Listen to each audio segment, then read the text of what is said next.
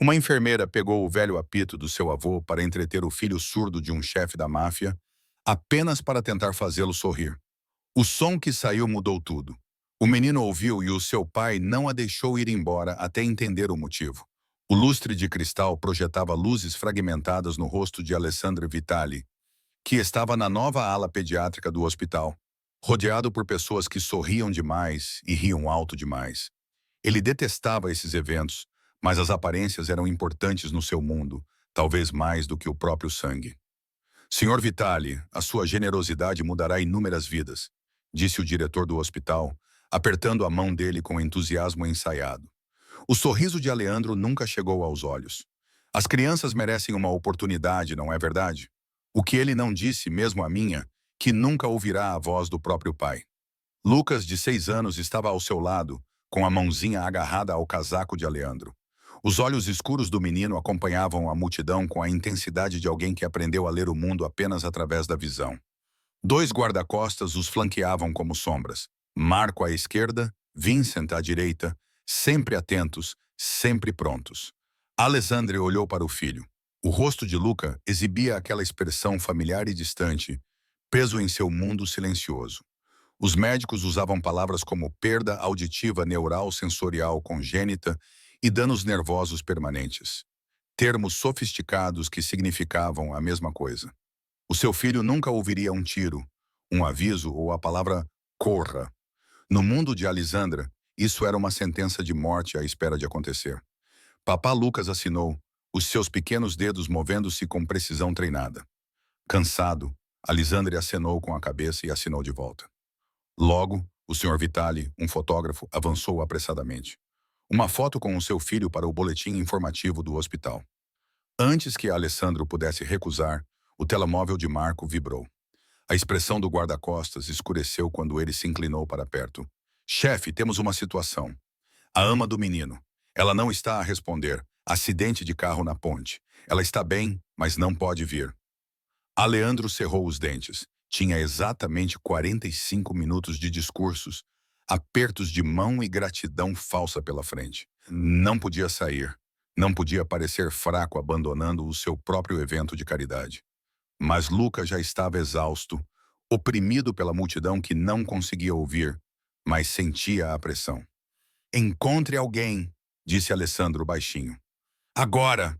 Mia Shun estava há 3 horas no seu turno, quando o administrador do hospital apareceu no corredor com um ar frenético. Mia, preciso de um favor. É algo invulgar.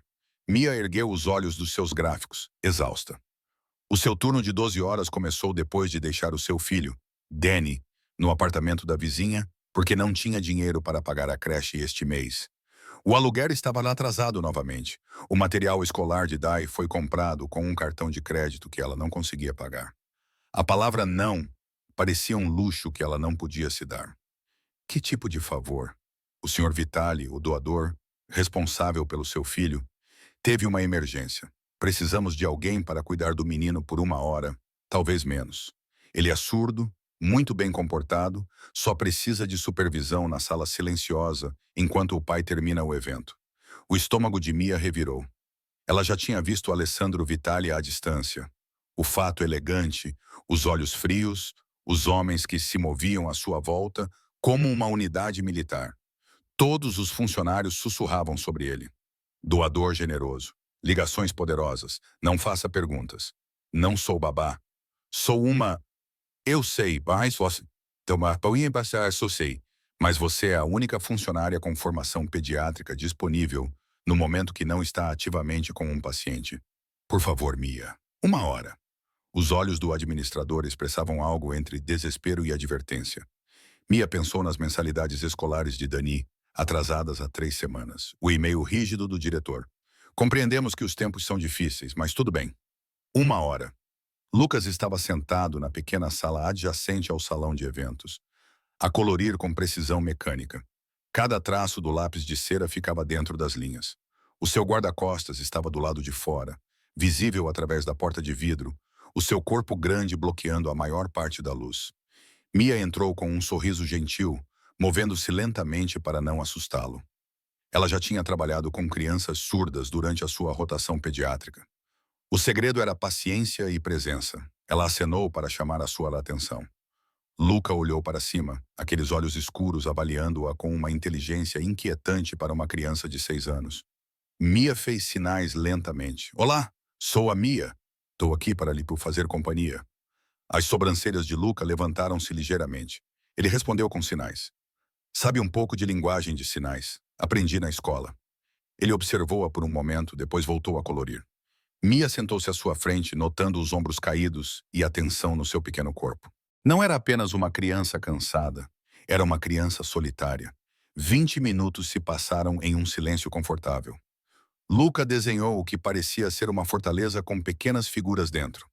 Mia observava, com o coração apertado ao ver como ele trabalhava meticulosamente, como se a perfeição pudesse protegê-lo. Então, o lápis de cera rolou da mesa. Quando Mia se abaixou para pegá-lo, a sua mão roçou o bolso do seu avental. Ela sentiu o formato familiar do apito do seu avô, aquele que ela encontrou entre os pertences dele depois que ele faleceu no ano passado. Ela o carregava como um talismã, embora nunca tivesse soprado nele. Parecia muito precioso, muito frágil. Mas, olhando para a expressão isolada de Luca, ela tomou uma decisão impulsiva. Ela tirou o apito de madeira. Era pequeno, com o comprimento aproximado da palma da sua mão, esculpido com padrões intrincados em espiral que refletiam a luz. A madeira era escura, quase preta, e lisa devido aos anos de uso. Mia ergueu-o, fingindo soprar nele com expressões exageradas, tentando fazer Lucas sorrir. Ele observava-a com leve curiosidade. Nada mais. Por que não? Ela pensou que ele não conseguia ouvir de qualquer maneira. Mia levou o apito aos lábios e soprou. O som que saiu não era como nenhum apito que ela já tivesse ouvido.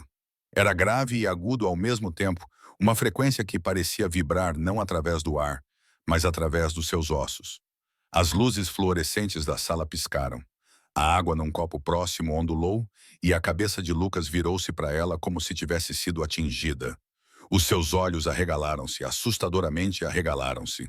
A sua boca abriu-se num suspiro silencioso. As suas mãos voaram para os ouvidos, depois caíram, trêmulas, sobre a mesa.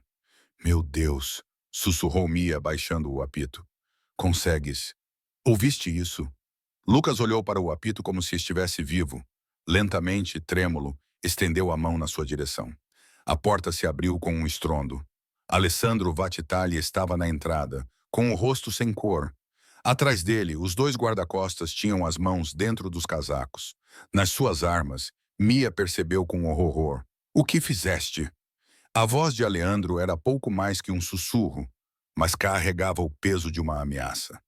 O que diabos acabaste de fazer com o meu filho? Luca virou-se para o pai e sinalizou algo freneticamente, com as suas pequenas mãos voando. A expressão de Aleandro mudou de fúria para choque e para algo que Mia não conseguiu identificar. A voz de Aleandro falhou. Ele diz que ouviu algo. O meu filho diz que ouviu algo. O apito, de repente, pareceu pesado na mão de Mia, como se pesasse 1000 quilos. Os olhos de Aleandro fixaram-se nele, depois no rosto dela. Quem é você? Quem a enviou? Não sou ninguém. Sou apenas uma enfermeira. Só estava a tentar mostrar-me. Alessandre atravessou a sala em 3 passos. Toque novamente agora. As mãos de Mia tremiam enquanto ela levantava o apito. Ela olhou para Luca, cujo rosto exibia uma esperança desesperada, a primeira emoção real que ela via nele. Ela soprou. O som encheu a sala novamente, aquela frequência impossível. E desta vez, Luca não apenas reagiu. Ele sorriu. Um sorriso puro e genuíno que transformou todo o seu rosto. Então, ele começou a chorar. Alessandro ajoelhou-se e puxou o filho para os seus braços, fazendo sinais nas costas do rapaz. Está tudo bem, está tudo bem. Vamos resolver isto. Por cima do ombro do filho, os olhos de Aleandro encontraram os de Mia. A suspeita ainda estava lá, mas agora misturada com outra coisa. Uma esperança desesperada e perigosa. Tu vais conosco, disse ele. Não era um pedido, e tu vais levar aquele apito. Mia olhou para a porta, onde os guarda-costas agora bloqueavam completamente a sua saída. Pensou em Dani à espera em casa, nas contas na sua bancada, na sua vida simples, difícil, segura. Aquela vida que ela percebeu que tinha acabado. A viagem de carro até a propriedade de Alessandra parecia ser engolida pela escuridão.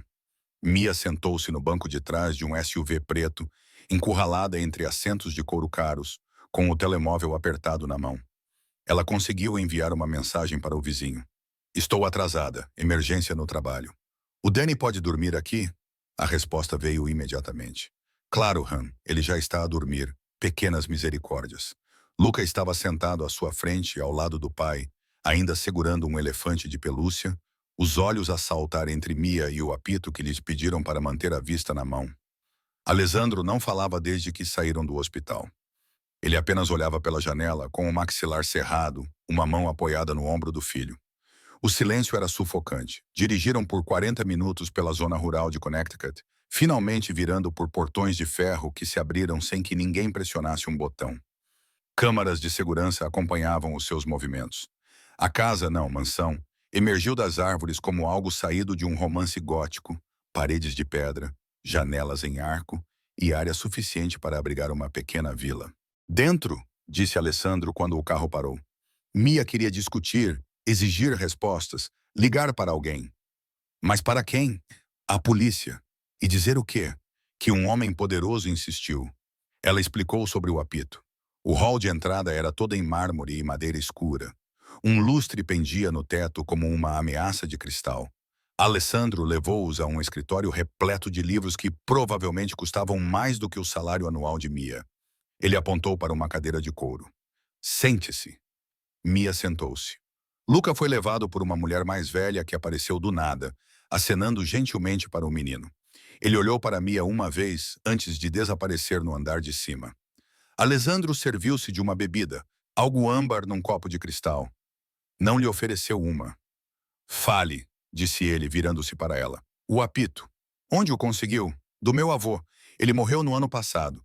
Encontrei-o entre os seus pertences. O nome do seu avô? Shuni. Ele era da Sicília, mas mudou-se para a Sicília. Os olhos de Aleandro ficaram mais perspicazes. De que parte? Uma pequena aldeia perto de Polarmo. Castellammare.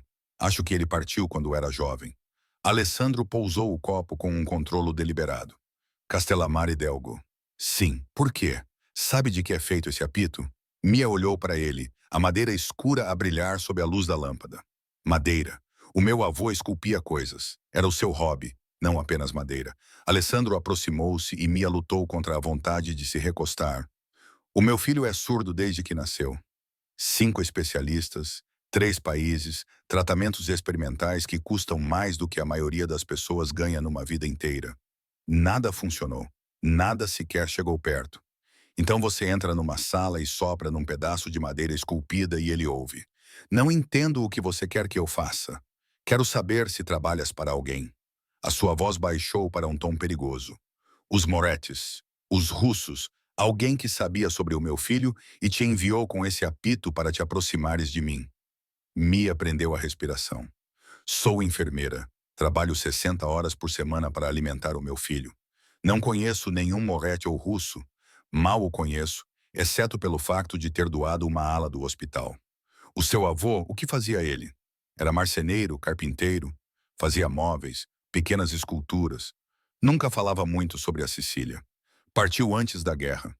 Alessandro estudou o rosto dela como se estivesse a ler um documento escrito numa língua que só ele compreendia. Finalmente pegou no telemóvel e fez uma chamada. Marco, preciso de uma verificação completa dos antecedentes. Mia Churn, enfermeira no Mercy General.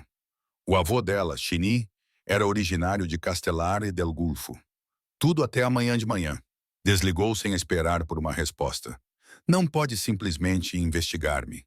Tenho direitos. Todos têm direitos até se tornarem uma ameaça para o meu filho. A expressão de Aleandro suavizou-se ligeiramente, uma rachadura na armadura. Mas não acho que seja o caso. Não intencionalmente. Sentou-se na cadeira à frente dela, parecendo subitamente exausto. A minha mulher morreu ao dar à luz o Luca. Hemorragia. Os médicos optaram por salvar o bebê. Quando ele nasceu, estava silencioso, não chorava, não respondia ao som. Disseram que foi privação de oxigênio durante o parto. A culpa foi minha por escolher quem vivia. A sua voz estava vazia. Passei 6 anos a tentar consertar o que estraguei. E numa noite, você fez o que eu não consegui. A raiva de Mia suavizou-se, apesar dela. Eu não fiz nada. Não sei como é que aquele apito. Vou descobrir. Alessandro inclinou-se para a frente e disse, e tu vais ajudar-me. Estou a oferecer-te um cargo temporário como cuidadora do Luca. Trarás o apito todos os dias. Vamos documentar as respostas dele. Vou pagar-te 20.000 por mês. A mente de Mia ficou em branco. 20. Isso não inclui alojamento, se precisares. Cobertura médica. O que precisares. Tenho um filho, Danny. Ele tem 8 anos. Trazo. Há uma escola nas proximidades. Uma das melhores do estado. Eu pago a mensalidade. Era demais. Rápido demais. Bom demais. Por quê? Mia sussurrou. Por que eu? A expressão de Alisandra endureceu novamente. Porque esse apito é a única coisa que já tocou o meu filho. E até eu entender o que é e como funciona, tu és a pessoa mais valiosa do meu mundo. Ele fez uma pausa. O que também faz de ti a pessoa mais perigosa para quem quer me magoar. Isso é sobre proteção ou investigação? Ambos. Mia olhou para o apito na palma da mão. O rosto do avô surgiu na sua memória. O seu sorriso gentil, as suas mãos cuidadosas a moldar madeira. O que é que ele sabia? O que é que ele lhe deixou? 1 mês, disse ela finalmente, a título experimental. E preciso de explicar isto ao Danny de alguma forma. Alessandro acenou com a cabeça. O Marco vai levá-la à casa esta noite. Arrume o que precisa. Começa lá amanhã, como se fosse uma ordem. O guarda-costas apareceu na porta. Mia levantou-se com as pernas trêmulas. Senhor Vitali. Alessandro, ele corrigiu. Se vai estar na minha casa, use o meu nome. Ela acenou com a cabeça e seguiu Marco com o apito pesado no bolso. Atrás dela, ouviu Alessandro fazer outra chamada. Arranje-me tudo o que temos sobre Castellare Dello, lendas locais, registros históricos, tudo. A porta fechou-se e Mia percebeu que tinha acabado de fazer um acordo com o diabo. Ela só esperava que o diabo cumprisse as suas promessas. O laboratório de aiologia ficava num edifício sem placa, acessível por um elevador privado que exigia um cartão magnético. Mia estava na propriedade de Aleandro há 3 dias e ainda estava a descobrir a profundidade dos seus recursos. Esta instalação não existe oficialmente, explicou Alessandro, enquanto caminhavam por um corredor branco e estéril, com Luca entre eles, segurando as mãos dos dois. Os médicos aqui trabalham para pessoas que precisam de discrição. Quer dizer criminosos, disse Mia antes que pudesse se conter. Os lábios de Alessandro se contraíram. Quero dizer pessoas que valorizam a privacidade. A principal aiologista era a doutora Patel, uma mulher na casa dos 50 anos com olhos perspicazes e mãos gentis. Ela se ajoelhou ao nível de Luca, sinalizando. Olá, menino corajoso. Vamos brincar alguns jogos hoje. Tudo bem? Luca assentiu, embora seu aperto na mão de Mia tenha se intensificado. Nos últimos 3 dias, algo inesperado aconteceu. Luca se apegou a Mia como uma sombra. Ele esperava por ela na porta todos os dias de manhã, ajudava-a a preparar o café da manhã e insistia para que ela estivesse presente em tudo. Alessandre observava essa mudança com uma expressão que Mia não conseguia decifrar. Algo entre gratidão e dor. Primeiro faremos os testes padrão, explicou a Dora Patel, levando-os a uma cabine à prova de som. Depois, tentaremos com o apito. Durante 1 hora, realizaram os testes auditivos tradicionais. Luca não mostrou qualquer resposta, nenhuma frequência, nenhum volume. Os gráficos no ecrã da doutora Patel permaneceram planos como autoestradas. Ela examinou fisicamente os seus ouvidos, realizou testes de tempenometria, mediu os seus reflexos acústicos. Estruturalmente perfeito, murmurou ela, franzindo o sobrolho para o ecrã. Os seus canais auditivos estão desobstruídos, os tímpanos intactos, os oículos a funcionar. Isto deveria funcionar. Mas não funciona, disse Alessandro secamente. Não, o hardware está bom. É como... A doutora Patel fez uma pausa, escolhendo as palavras com cuidado. É como um rádio perfeito que não está sintonizado em nenhuma estação. Tudo o que é necessário para receber o sinal está lá, mas o sinal em si não está a conectar. Mia pegou no apito. E agora? Eles posicionaram Luca de volta na cabine, com elétrodos ligados ao seu couro cabeludo para uma leitura de EEG. Mia ficou do lado de fora do vidro, sentindo o apito quente na sua mão, apesar do ar frio. Ela o levou aos lábios e soprou.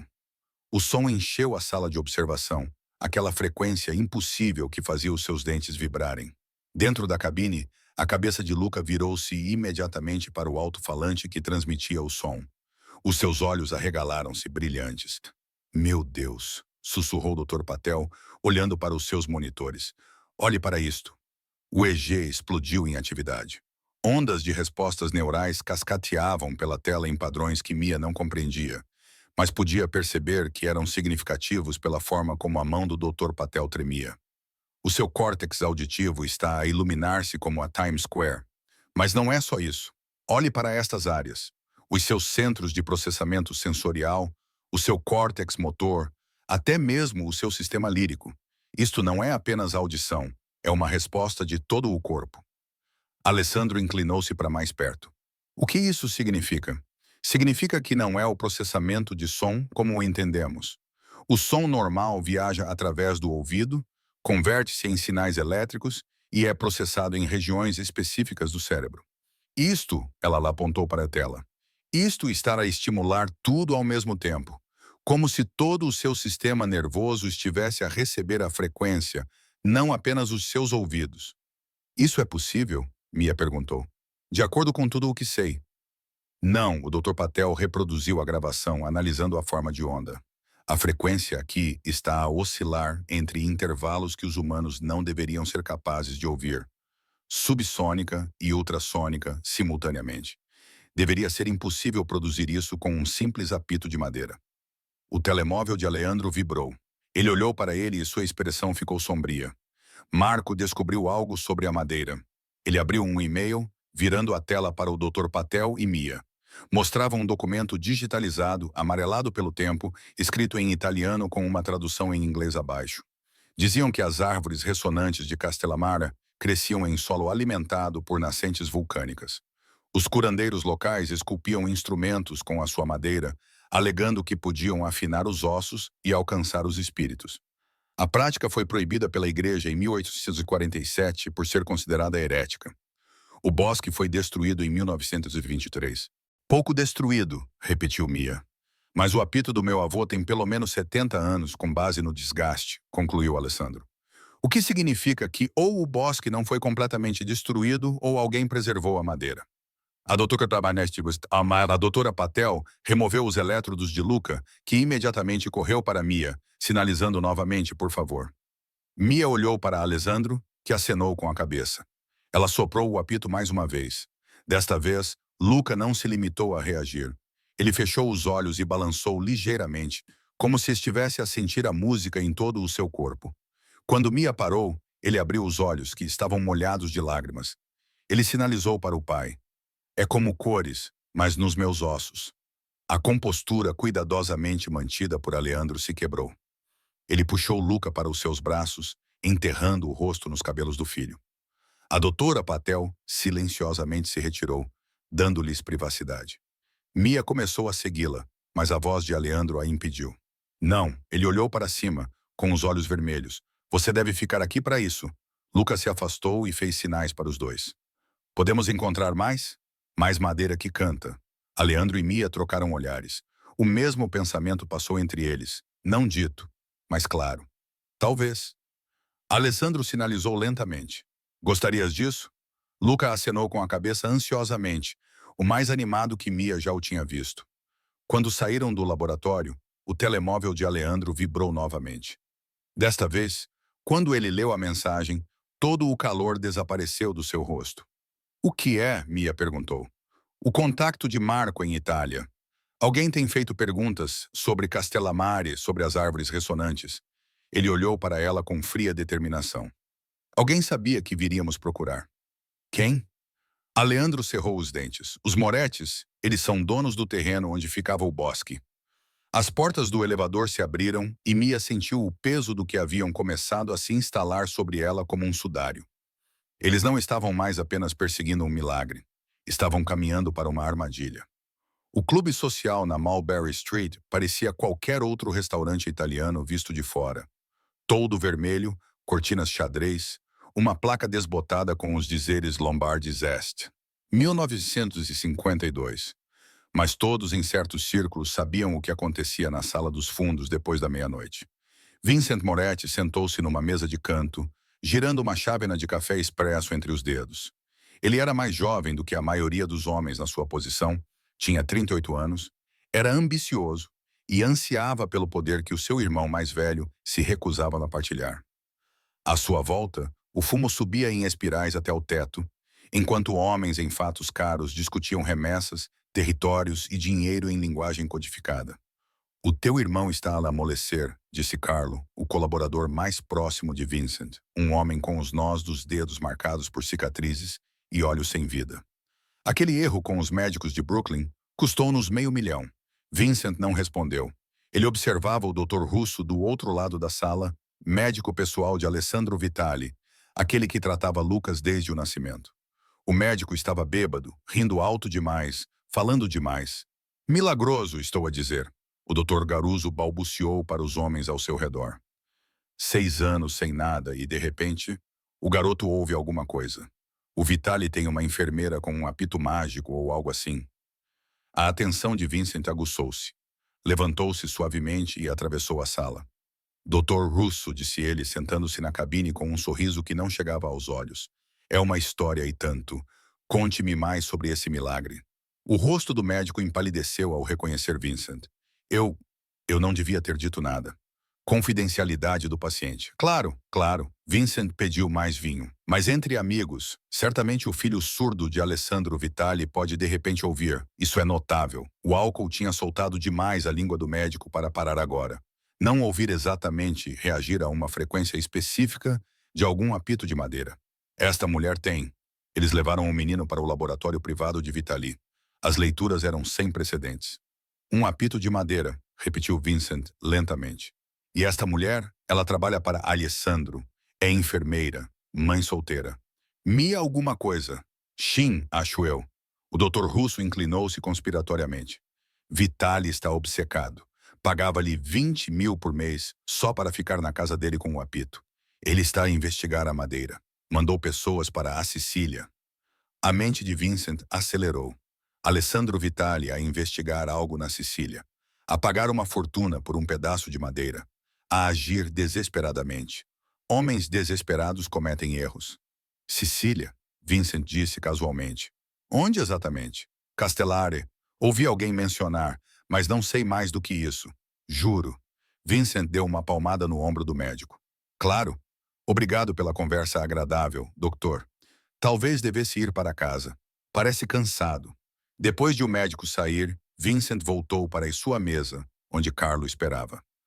Arranja-me tudo sobre Castellammare del Gulò. Registros de terrenos, propriedades, tudo. O que estamos à procura? Tudo o que Alessandro Vitali acha que vale a pena para curar o seu filho. Os olhos de Vincent brilharam.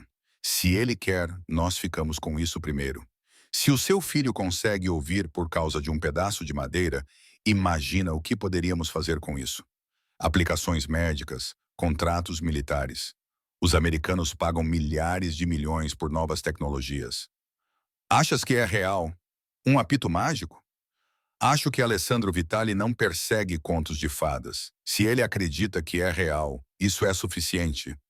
Vincent pegou no telemóvel. E há mais uma coisa. O facto de o filho ser surdo era a sua fraqueza. Todos sabiam disso. Uma desvantagem no nosso mundo. Se Vitali encontrou uma maneira de resolver isso, ele ganha força. Não podemos deixar isso acontecer. Carlo acenou com a cabeça lentamente. Então, vamos encontrar essa enfermeira, essa Mia Chan. Ainda não. Primeiro, vamos controlar a fonte. O meu irmão idiota cedeu os direitos de desenvolvimento de terrenos em Castela há 3 anos. Um acordo com o governo local. Lembro-me porque ele se queixou de que o solo vulcânico dificultava a construção. Vincent sorriu friamente. Aposto que é exatamente onde Vitali está a procurar. Quer ir à Sicília? Quero olhos no terreno. Descubra o que há de tão especial nessa área. E Carlo, a voz de Vincent baixou. Se ainda houver alguma madeira mágica, queime-a. Toda ela, antes que Vitali chegue lá. E a mulher, vamos vigiá-la. Ela é a chave para o apito. Quando for a hora certa, vamos levá-la. Se Vitali quer brincar com milagres, ele vai aprender que eles têm um preço. A 3.000 milhas de distância, Alessandro estava sentado no seu escritório a ler o último relatório de Marco com as mãos apertadas sobre o papel.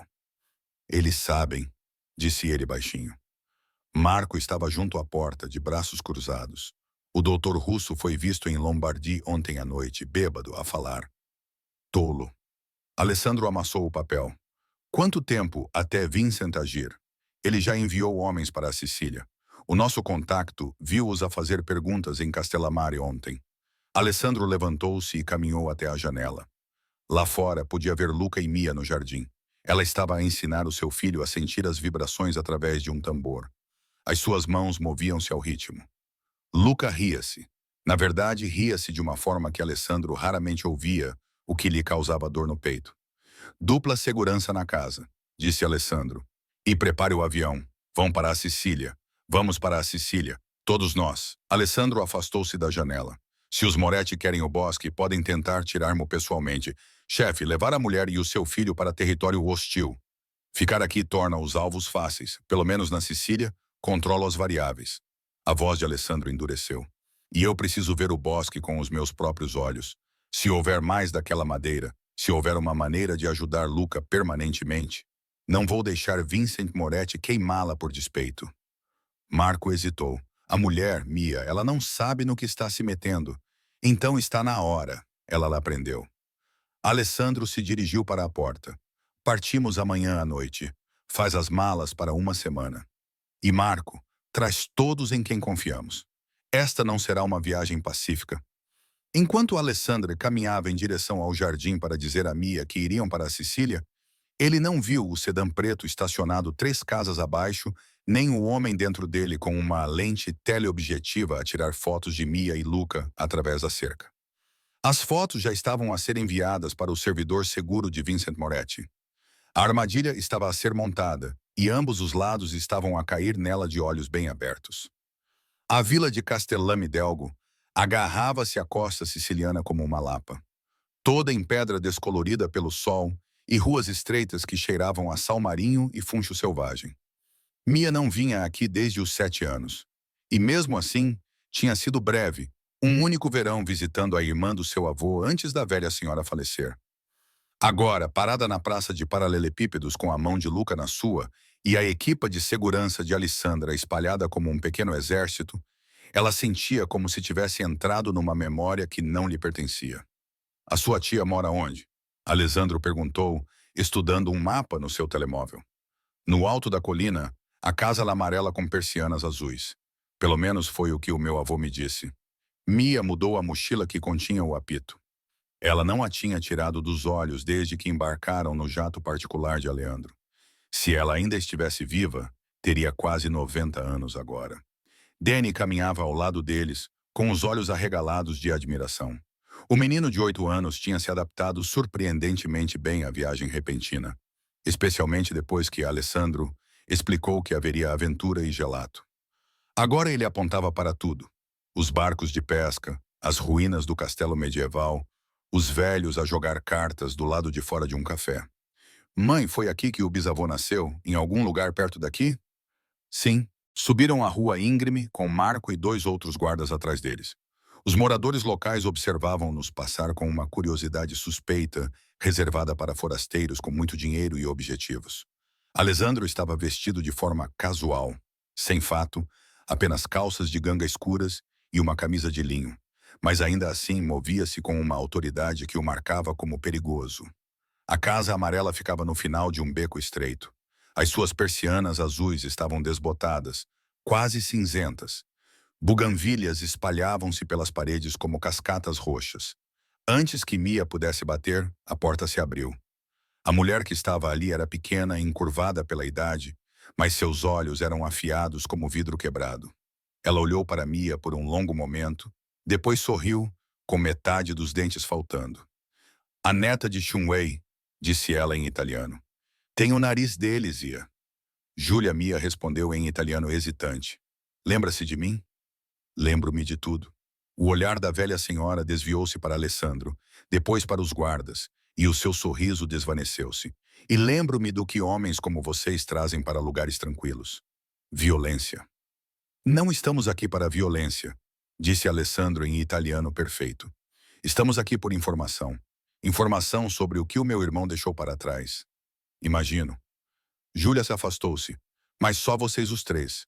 Os soldados ficam lá fora. Esta é uma casa pequena, com paredes antigas. Eles vão ouvir tudo de qualquer maneira. Entraram numa sala de estar escura que cheirava a azeite e lavanda.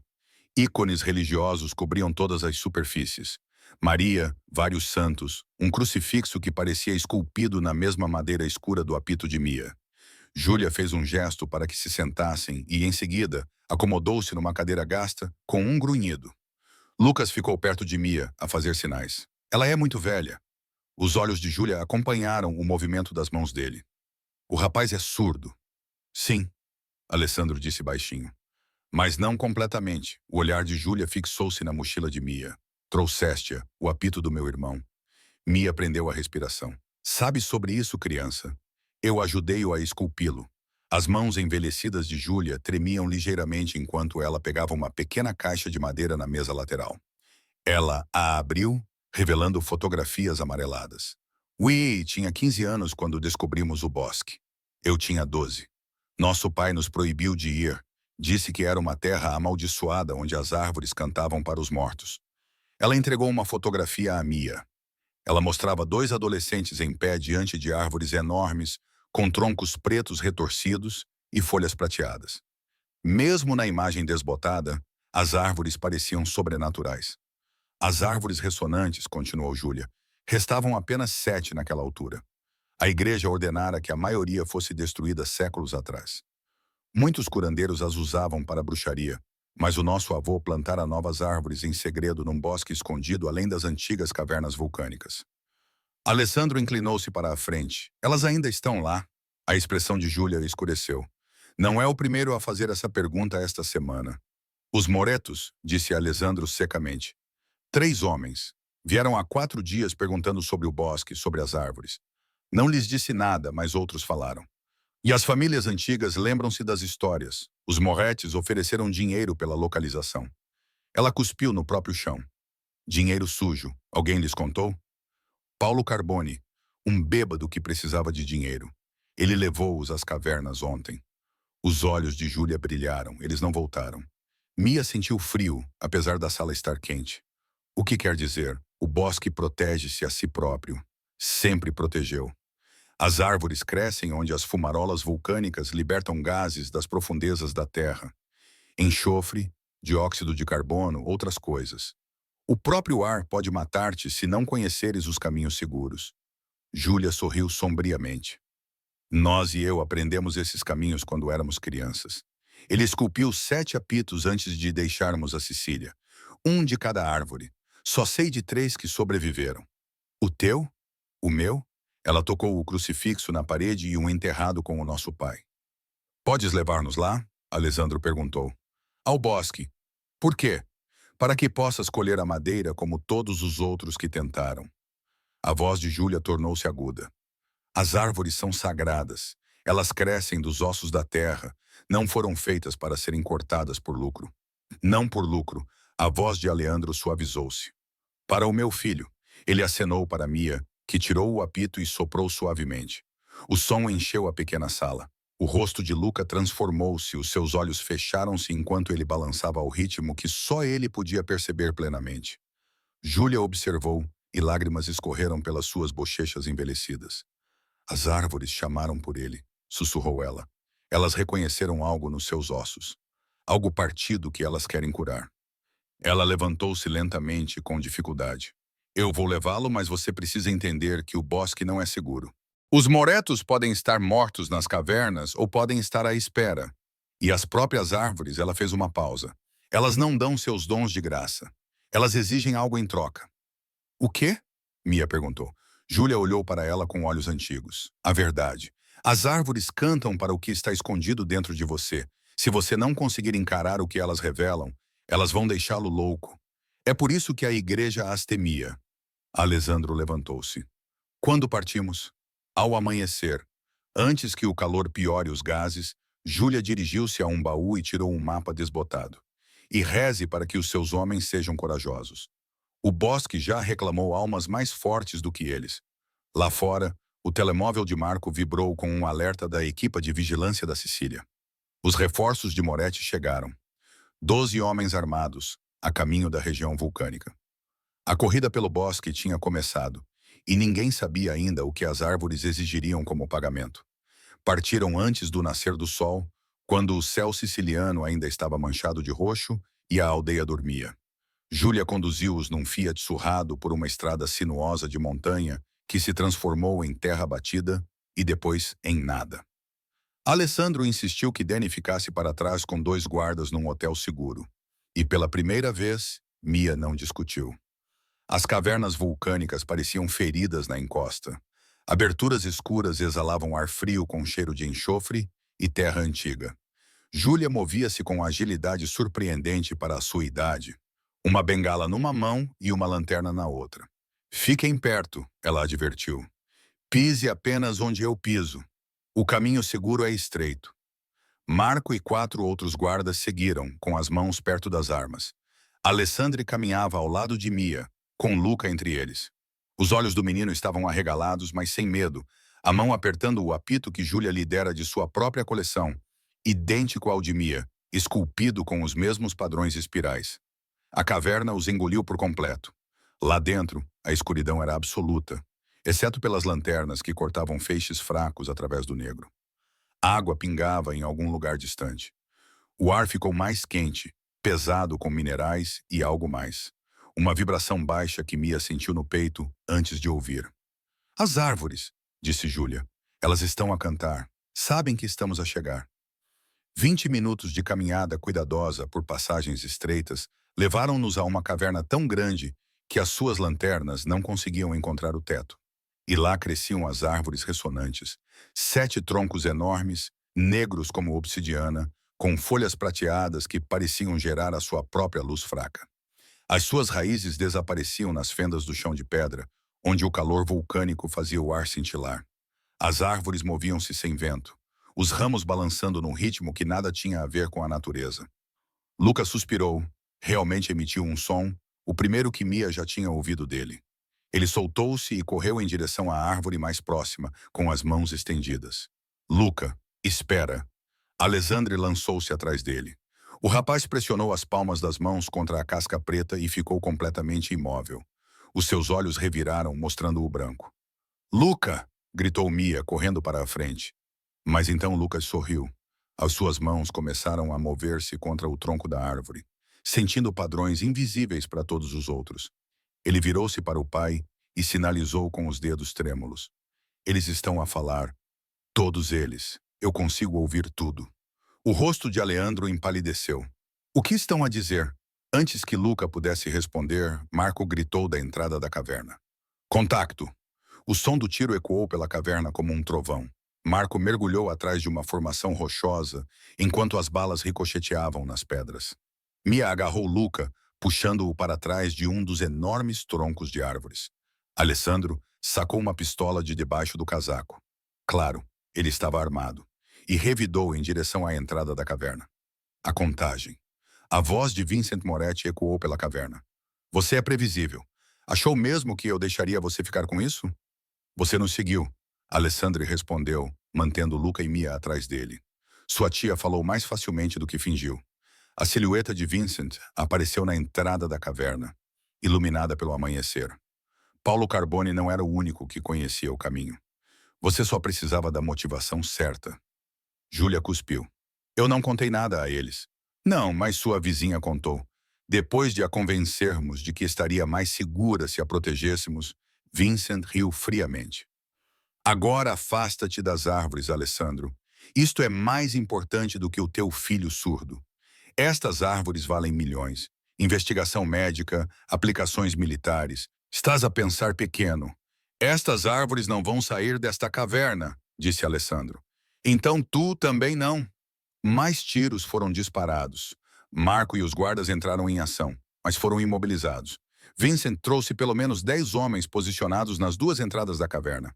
O coração de Mia batia forte enquanto as balas passavam zunindo por cima deles, atingindo as árvores com um som semelhante ao de sinos tocando. Foi então que Luca fez algo impossível. Ele tirou o apito do bolso, levantou-se apesar das tentativas de Mia de mantê-lo no chão e levou-o aos lábios. Luca, não! Alessandre tentou alcançá-lo, mas o menino soprou com toda sua força. O som que emergiu não era apenas um apito. Era todos os apitos, todas as árvores, todas as frequências, tudo ao mesmo tempo. A própria caverna parecia gritar. As folhas prateadas das 7 árvores começaram a vibrar tão rápido que ficaram borradas. As aberturas vulcânicas abaixo delas liberaram rajadas repentinas de gás que rolaram pelo chão como neblina. Os homens de Vincent começaram a sufocar, cambaleando para trás. As vibrações das árvores se intensificaram, ressoando com algo profundo na terra. Estalactites começaram a cair do teto, batendo perto das entradas da caverna. "Recuem!" gritou Vincent, com voz em pânico. "Recuem!" Mas a caverna não tinha acabado. O chão tremeu. Uma das fendas vulcânicas perto da entrada entrou em erupção com vapor superaquecido, cortando a principal rota de fuga de Vincent. Os seus homens se espalharam, alguns recuando para outros túneis mais profundos, outros tentando escalar as rochas caídas. No caos, Marco agarrou Júlia e puxou-a para um local seguro atrás da posição de Alessandro. A velha senhora ria e chorava ao mesmo tempo. "As árvores lembram-se", ela ofegou. "Elas lembram-se do caminho. Elas lembram-se de nós. Elas reconhecem o rapaz." A vibração parou tão repentinamente quanto começou. Luca baixou o apito, balançando nos pés. Alessandro o segurou antes que ele caísse. "Ele está bem?" Mia começou a respirar. Apenas exausto, Alessandro olhou para a entrada da caverna, onde a retirada de Vincent havia deixado 3 homens inconscientes devido ao gás. Os outros fugiram. "Precisamos de nos mover agora, antes que eles se reagrupem." "Espere", disse Júlia, mancando até a árvore mais próxima. Ela tirou uma pequena serra da mochila, antiga, claramente feita para esse fim. "Se partirmos agora, eles voltarão. Eles destruirão tudo." "O que estás a fazer?" Mia perguntou. "A levar o que precisamos. O que as árvores oferecem. Vês?" Júlia apontou para onde o apito de Luca tinha tocado a casca. Um galho já tinha começado a rachar naturalmente, oferecendo-se. "Eles sabem por que estamos aqui, mas temos de ser rápidos." Marco ficou de vigia enquanto Júlia colhia cuidadosamente 3 galhos de árvores diferentes, cada um separando-se limpo, como se as árvores estivessem a ajudar. Ela embrulhou-os em pano com mãos reverentes. "Isto é suficiente", disse ela. "O suficiente para ajudar o rapaz, talvez outros, mas deixamos as árvores de pé. Elas precisam sobreviver." Uma explosão ecoou de algum lugar na rede de túneis. Os homens de Vincent tentavam abrir caminho de volta pela entrada desmoronada. "O tempo acabou", disse Marco. "Chefe, há uma segunda saída. É estreita, mas podemos conseguir." Eles correram por passagens que Júlia navegava de memória. A velha senhora movia-se mais rápido do que parecia possível. Atrás deles, gritos e tiros ecoavam, mas a distância tornava-os abstratos e irreais. Eles emergiram do outro lado da montanha assim que o sol surgiu no horizonte, pintando o Mediterrâneo de dourado e carmesim. Os seus carros estavam a 1,5 km de distância, escondidos num olival. Lucas mexeu-se nos braços do pai, fazendo sinais semanais. As árvores diziam: "Obrigado por ouvir." A voz de Aleandra estava áspera. O que mais elas diziam? A expressão de Luca ficou séria além das orelhas. Aquela mãe também precisa ouvi-las, que ela carrega algo quebrado que eles podem consertar. O sangue de Mia gelou. Ela pensou no avô, nos segredos que ele nunca contou, no apito que ela carregava sem entender. "O que isso significa?" ela sussurrou, mas Júlia já a olhava com olhos tristes e compreensivos. "Significa", disse a velha gentilmente, "que o teu avô não era apenas um entalhador de madeira. E a ligação da tua família a estas árvores é mais profunda do que tu imaginas." Atrás deles, a montanha roncava, seja pelos explosivos de Vincent ou pela raiva das árvores, ninguém sabia dizer. Eles tinham a madeira, mas as verdadeiras revelações estavam apenas a começar. O esconderijo ficava num penhasco com vista para o mar Terranean, isolado o suficiente para que os únicos sons fossem as ondas e as gaivotas. Alessandro era seu proprietário há anos, um lugar para desaparecer quando o mundo ficava muito perigoso.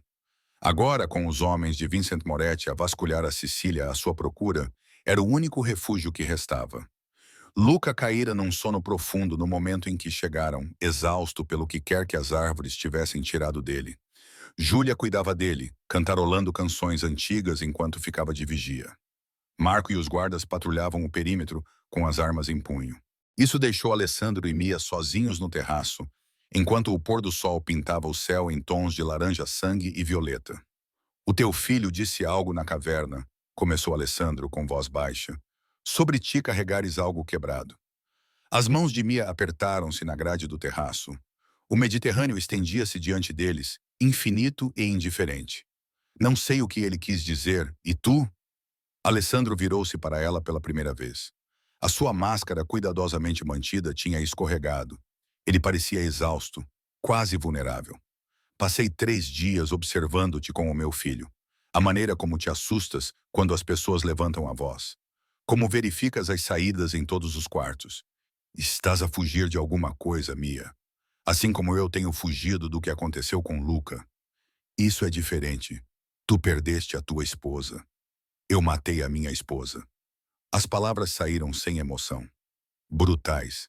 Essa é a verdade que nunca disse em voz alta. "Os médicos me deram uma escolha durante o parto. O coração dela estava a falhar. Eles podiam salvar ela ou o bebê. Não os dois." A voz dele falhou. "Eu escolhi Luca. Eu escolhi deixá-la morrer." Mia prendeu a respiração. "Alessandro." Ela implorou-me. Com as suas últimas palavras conscientes, ela implorou-me para salvá-la. E eu olhei para o monitor que mostrava os batimentos cardíacos do meu filho. E eu disse, não. Ele voltou-se para o mar. Quando me disseram que ele era surdo, pensei que fosse um castigo. A maneira de Deus me mostrar que eu tinha feito a escolha errada, que eu troquei uma vida plena por uma vida destruída. "O Lucas não está quebrado", disse Mia com veemência. "Agora sei disso, mas durante 6 anos, sempre que olhava para ele, via o meu fracasso. Não um filho, mas uma lembrança do que destruí para o trazer ao mundo." Aleandro cerrou os punhos. "Financiei aquela ala do hospital na esperança de equilibrar a balança.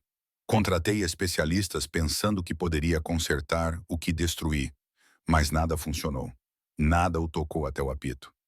Até você", Alessandro olhou para ela. "Você o vê como uma pessoa, não como um problema a ser resolvido. Você não se intimida com o silêncio dele nem o trata como uma deficiência. Você apenas o vê da maneira que a mãe dele o veria." Lágrimas queimavam os olhos de Mia. "Ela teria sido melhor do que eu, talvez. Mas ela se foi e você está aqui, e meu filho confia em você mais do que jamais confiou em alguém, exceto em mim. Talvez mais." Ele fez uma pausa. "Então, preciso saber do que estás a fugir, Mia. Porque aconteça o que acontecer com os moretos, com estas árvores, preciso saber que estás completamente conosco. Sem mais segredos." As palavras saíram antes que ela pudesse impedi-las, puxadas pela honestidade crua da confissão dele. "O meu avô não se limitou a deixar a Sicília. Ele fugiu." A voz de Mia tremia. "Encontrei cartas depois que ele morreu. Ele deveria se casar com uma rapariga de Castellammare, um casamento arranjado para unir as famílias. Mas ele amava outra pessoa, uma mulher da família Moretti." Alessandro ficou muito quieto. Quando ele recusou o casamento, eles vieram atrás dele. Espancaram-no tanto que ele quase morreu.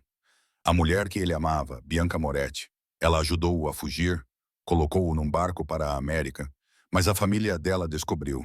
As lágrimas de Mia escorreram. Mataram-na, fizeram parecer um acidente, mas todos sabiam.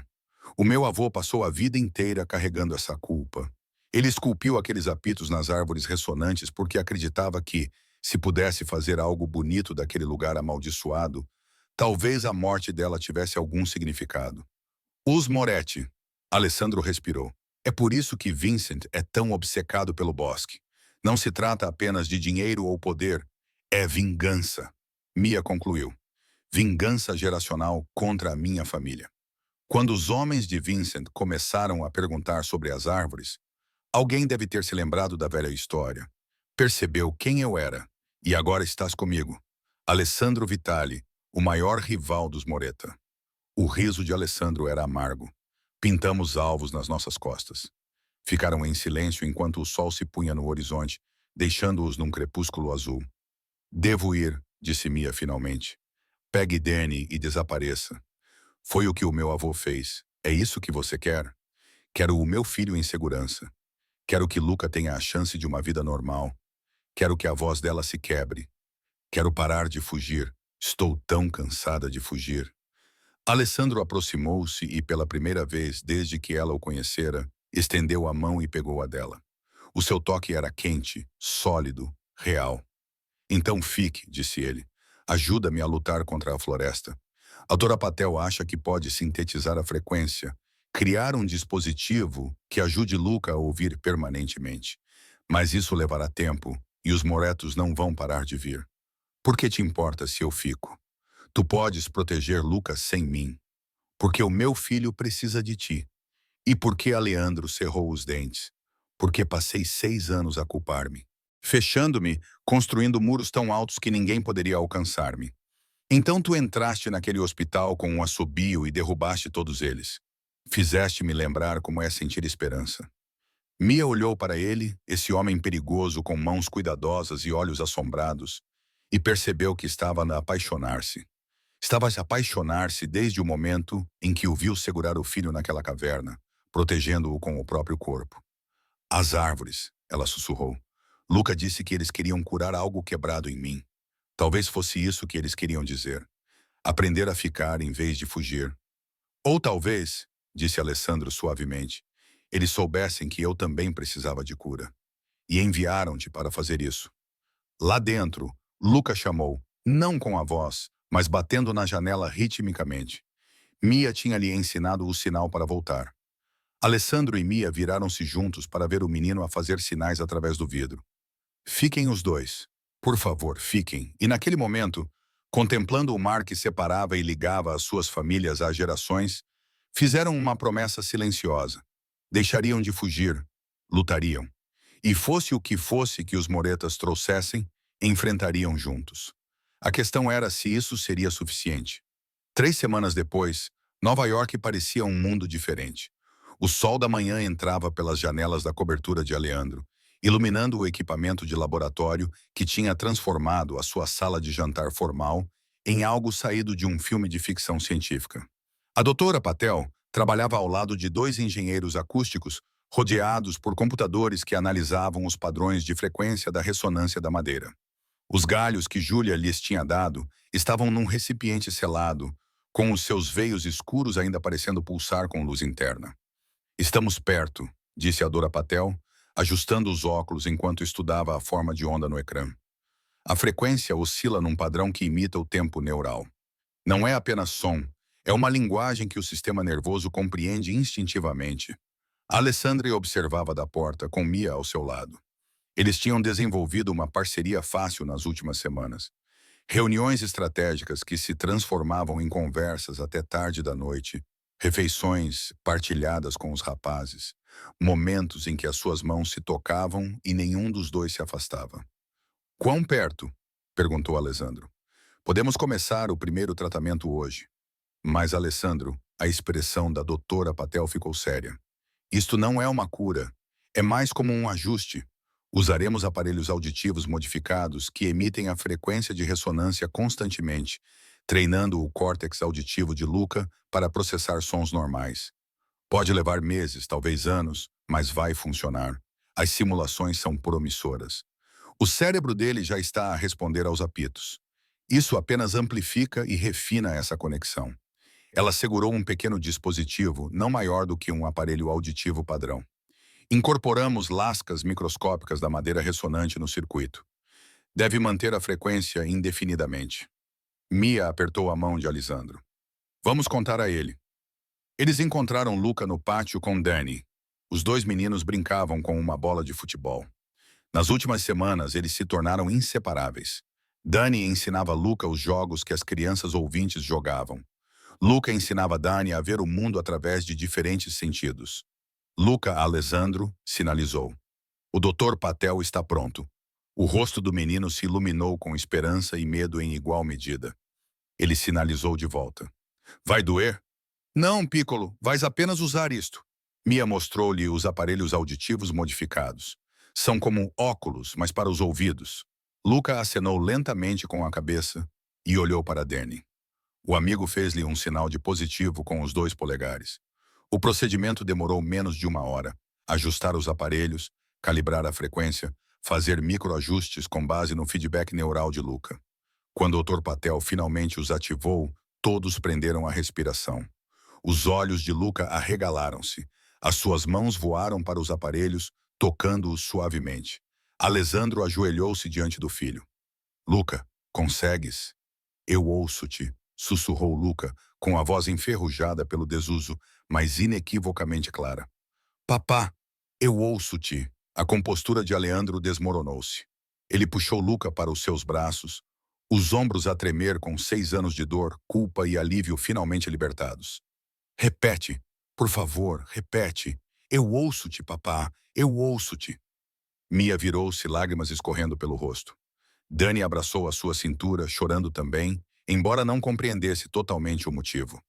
A doutora Patel documentou tudo silenciosamente, os seus próprios olhos molhados por trás dos óculos. Naquela tarde, enquanto Luca explorava o novo mundo dos sons, rindo das piadas de Danny, ouvindo música, perguntando o que era cada ruído, o telefone de Aleandro tocou. Era Marco. Chefe, temos novidades. A polícia de Nova York acabou de invadir 3 propriedades de Moretti. Vincent foi preso. Aleandro ergueu as sobrancelhas. Por que acusações? Aquisição ilegal de terras na Sicília, entre outras coisas. Parece que alguém enviou às autoridades documentação detalhada sobre fraudes imobiliárias, violações ambientais e ligações com os homens que morreram nas cavernas vulcânicas. Marco fez uma pausa. Fonte anônima. Muito completa. Alessandra olhou para Mia, que observava inocentemente os meninos brincarem. Ela passou bastante tempo no seu portátil nas últimas 2 semanas, alegando que estava a organizar a história da família. Quão detalhada? Perguntou Alessandro.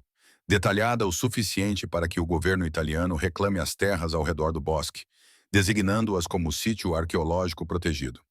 Não é permitido nenhum desenvolvimento, disse Marco com um tom divertido na voz. Quem compilou este ficheiro sabia exatamente quais as provas que mais prejudicariam os Moretta. Interessante, disse Alessandro calmamente. Mantenha-me informado. Ele aproximou-se de Mia, que observava os filhos. Não sabe nada sobre denúncias anônimas às autoridades, pois não? O sorriso de Mia era inocente. Eu? Sou apenas uma enfermeira. Uma enfermeira que por acaso tem uma extensa documentação das cartas do seu avô. Cartas que mencionam as atividades ilegais dos Moretta em Castellammare, que remontam a décadas. O meu avô era muito detalhista na sua correspondência. Mia concordou. Parecia uma pena deixar toda essa informação ir para o lixo. Alessandro riu-se. Riu-se genuinamente pela primeira vez em anos. És assustadora. Sabes disso. Aprendi com o melhor. Ela virou-se para ele. Além disso, disseste que lutamos juntos. Só escolhi uma arma diferente. Lembra-me de nunca te subestimar.